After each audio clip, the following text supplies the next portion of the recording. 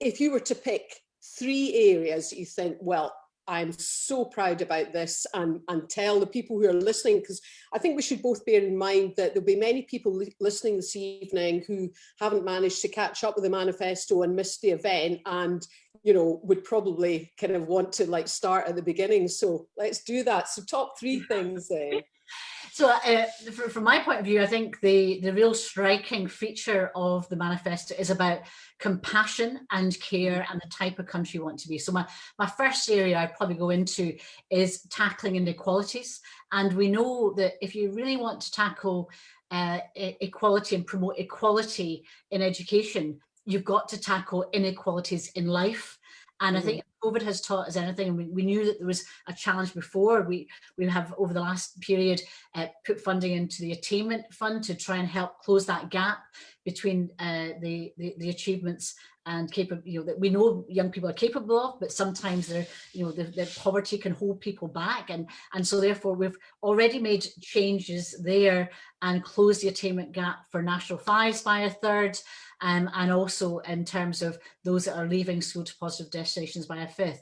But there's so much more to do. And I think COVID really showed the challenges there. So for me in the manifesto, clearly the free school meals for P1 to P7, breakfast clubs, as well as lunches, as well as during the holidays.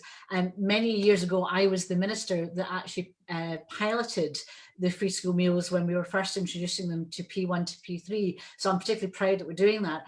But also the point, and I know it'll be of interest to you as well, is knowing that the financial outlays that some parents have to put out for whether it's arts materials or home economics, and for me, music is a concern. And to have that as free and being provided for by the government, I think will be a game changer. And then you layer on that some of the other policies in there.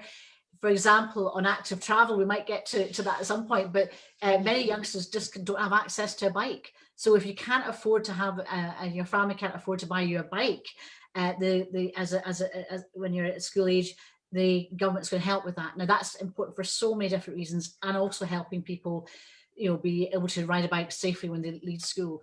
The child payment, tackling poverty, doubling of that, I think is a game changer, even at the £20 level. But that moving that to the increase of that, I think is going to be really important. Doubling the child payment. So my first area would probably be tackling poverty. The other area that I'm really enthusiastic about is on the enterprise agenda, as you would expect as the economy secretary, and one that I was very keen to see in there was how we promote more women owning businesses. There's currently only 20% of businesses are owned by women, so actually that can be a game changer in what we need to try and do and tackling there. And then the third area, which again is probably my area of interest, particularly in the economy, is what we're doing in terms of green jobs. 100 million for hydrogen investment, additional 100 million for green jobs, and the skills that we can have in terms of that just transition that we need. So some of these were known before the manifesto was published, and others won't. And I suppose I'm going to give you a fourth one that I wasn't expecting, but I was very pleasantly surprised, was the abolition of dental charges in the NHS, which is again about that principle that we've tried to pursue all the way through, that there should be free, as a government since 2007, that there should be free access to the NHS at the point of need. And obviously, we've abolished prescription charges, we've done other aspects, but actually that, dental aspect, it was really important, because we also think that it'll mean that more people come forward. We saw that when we did it with eye tests, for example, when we made eye tests free, that more people came forward. So that's preventative as well as anything else. So